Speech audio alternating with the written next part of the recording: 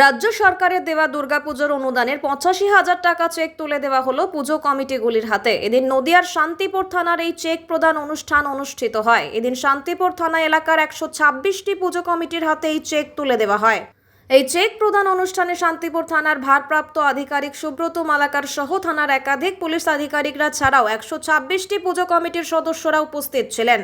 তবে মুখ্যমন্ত্রী এই অনুদান পুজো কমিটিগুলির কাছে খুবই গুরুত্বপূর্ণ বলে দাবি করেছেন পুজো কমিটির সদস্যরা। তবে এই পুজোর অনুদান না পেলে তাদের অনেক অসুবিধা হবে বলেও জানান পুজো উদ্যোক্তারা।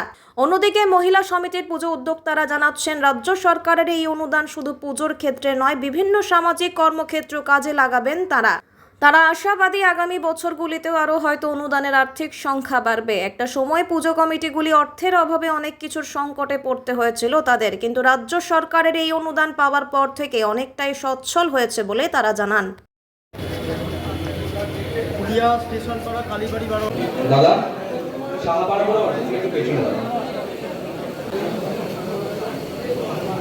আদি সার্বজনীন দুর্গা উৎসব কমিটি। দাদা, অনুদান পেলেন? পেলাম। কেমন আনন্দিত লাগছে? আনন্দ তো লাগবেই। অনেকে তো এই অনুদান ফেরত দিচ্ছে, কিন্তু সেখান থেকে আপনারা পেলেন। এই অনুদানটা কি সত্যি দরকার ছিল?